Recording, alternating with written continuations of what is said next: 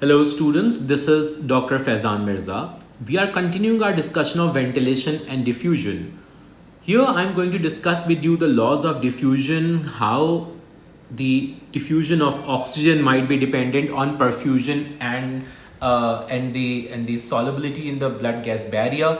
We'll be discussing two examples of two different gases, N2O and carbon monoxide, and this is what I'll conclude my discussion by inducing a case in which exercise can be seen to affect the diffusion of gases. So when we are discussing laws of diffusion, the laws of diffusion tells us this formula. So the ventilation, or you can say how much gas is transferred, is directly proportional to the area available. It's also directly proportional to the diffusion coefficient. It's also directly proportional to the concentration gradient, which means the gradient present in region 1 as compared to region 2. This amount of gas transferred is inversely proportional to the thickness of the area of the tissue and the region across which this is occurring.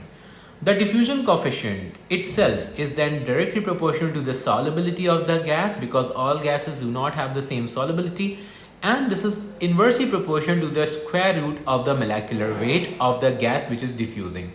So when we are discussing the concept of diffusion and perfusion limitation, what is diffusion limitation? Diffusion limitation tells you that the gas which is moving, it's dependent on the properties of the blood gas barrier.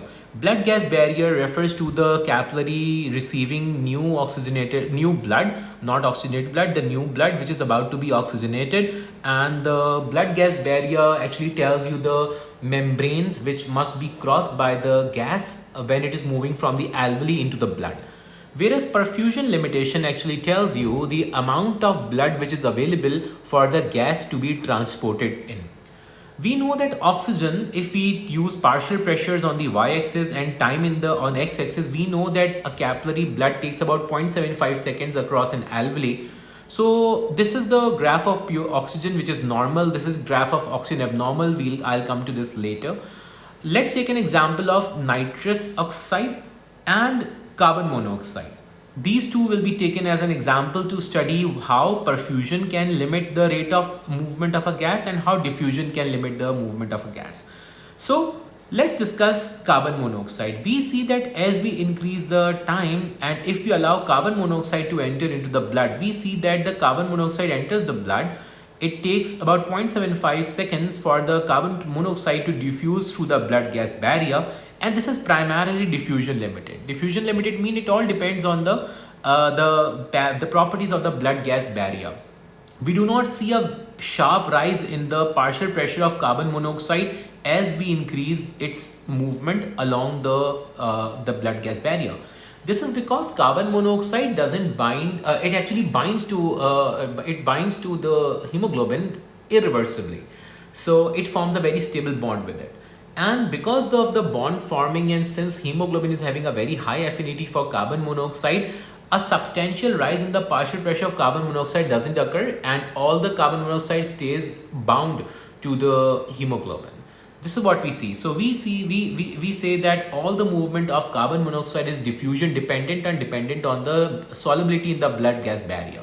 Let's compare this with nitrous oxide. Nitrous oxide, you can see as we increase the time for nitrous oxide to move. In another case, we see a sharp incline in nitrous oxide concentration and the partial pressure even before 0.25 seconds. So this sharp increase shows to you perfusion limitation, which means that nitrous oxide, since it cannot bind to hemoglobin, it stays free in the blood. So when it stays free in the blood, there is a sharp increase in the partial pressure of this gas, so it stays high, and soon it becomes constant, and it becomes you can say equivalent to the amount which is present inside the alveoli and the blood. The gradient ceases to exist. So the movement of nitrous oxide actually just depends on the amount of blood which is present in that region, and I've already covered that it doesn't bind with hemoglobin, so there is no irreversible bond forming. What about oxygen? The transfer of oxygen is mainly perfusion limited, and this perfusion limitation is mainly here in the normal case. So a person who is normal will already have some amount of venous oxygen present in the blood. when the blood comes into the alveoli and you allow time of 0.75 seconds to move on, so the blood gains oxygen, the partial pressure of oxygen rises, and at this time it becomes constant, so the alveolar oxygen is same as the amount of oxygen present inside the blood. So this actually shows that the this oxygen, which is normal in this condition, is its movement is mainly perfusion dependent, which means that the more the amount of blood available for the binding of oxygen, it will bind more to it. So the more the amount of blood going there in the alveoli will allow more oxygen to move into the blood, because under normal circumstances, the movement of oxygen into blood is perfusion limited. It's not diffusion limited, because oxygen binds to hemoglobin reversibly. So when it binds to oxygen reversibly and it is having a lower affinity for oxygen, then this is mainly perfusion limited and not diffusion limited.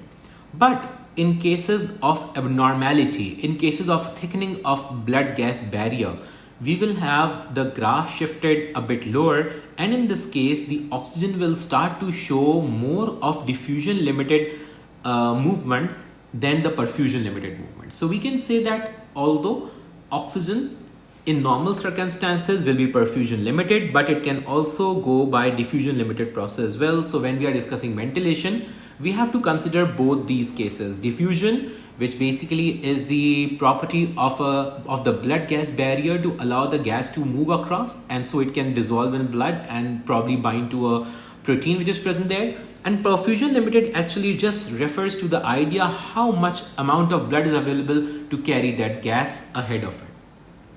Here in this graph, you can see that when the person started exercising, the time available for oxygenation or movement that reduced from 0.75 seconds to 0.25 seconds. So this decrease actually shows how quickly the person was able to just increase the oxygenation in very less time. Otherwise it would have taken a longer time of about 0.75 seconds. So the overall summary is that yes, blood spends about 0.75 in the capillary arteries, but in the case of exercise it increases the pace, so it perhaps just moves at it just needs 0.25 seconds for oxygenation, because the time gets reduced because the blood is flowing at a very high pace.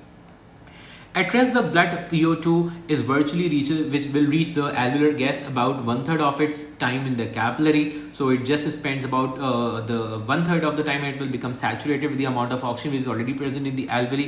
And the diffusion process is challenged by conditions such as exercise, alveolar hypoxia, or thickening of the blood gas barrier. That's it from my side. Thank you so much.